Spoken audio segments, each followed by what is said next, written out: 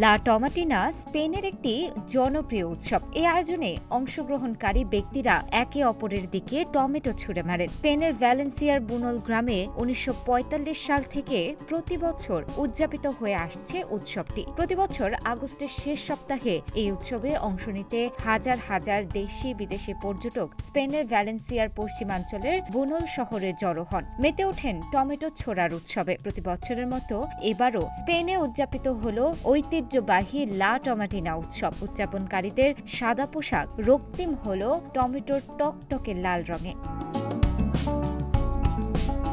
স্প্যানিশদের ৭০তম La Tomatina উৎসব ছিল এবার। গতকাল প্রায় ২২,০০০ মানুষ অংশগ্রহণ করে এই উৎসবে। পরস্পরের দিকে টমেটো ছুঁড়ে উপভোগ করেছে দিনটি। ১২০ টন পাকা টমেটোতে তারা ভেসে যায় আনন্দের জোয়ারে। আর এই উৎসবকে বিশ্বের সবচেয়ে বড় টমেটো বা খাবারের লড়াই বলা হয়ে থাকে। তবে চাইলেই যে কেউই এই উৎসবে অংশগ্রহণ করতে পারবে না, কারণ এই উৎসবটিতে শুধু ১৮ বছর এবং তার চেয়ে বেশি বয়সীরাই অংশ নিতে পারে।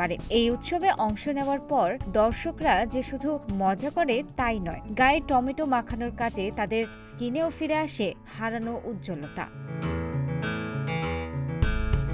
১৯৪৫ সালে উৎসবটির প্রচলন শুরু হলেও ১৯৫০-এর দশক থেকে এর উদযাপন বন্ধ হয়ে যায়। প্রায় ৩ দশকের বিরতি দিয়ে পরবর্তীতে ১৯৮০-এর দশক থেকে পুনরায় এটি পালিত হতে থাকে এবং বর্তমানে এটি সারা বিশ্বে জনপ্রিয়। স্প্যানিশদের পাশাপাশি পৃথিবীর বিভিন্ন প্রান্ত থেকে লোক জমায়েত হয়ে থাকে এই উৎসবকে ঘিরে। তবে মজার বিষয় হলো এই উৎসবের শুরু হয় বিবাদের মাধ্যমে। ১৯৪৫ সালে বুনিয়ল শহরের টাউন হলের এক বিবাদের মাধ্যমে। তখন সে ঝগড়ায় জড়িতরা একে অপরের দিকে টমেটো ছুঁড়তে শুরু করে, যা এখন বিশ্বের বৃহত্তম টমেটো লড়াই হিসেবে পরিচিত।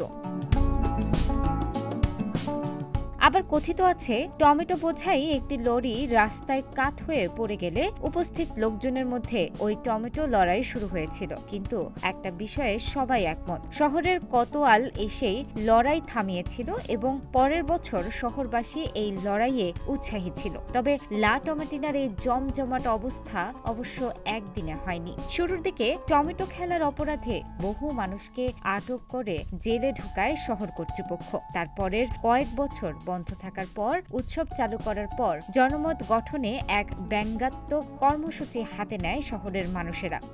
লোকারণ্য সেই মিছিল দেখেই শহর কর্তৃপক্ষের টনক নড়ে। এরপর অনুমতি তো মিলেই ধীরে ধীরে টাউন হলই এক টমেটো খেলার আনুষঙ্গিক আয়োজনের দায়িত্ব নিতে থাকে।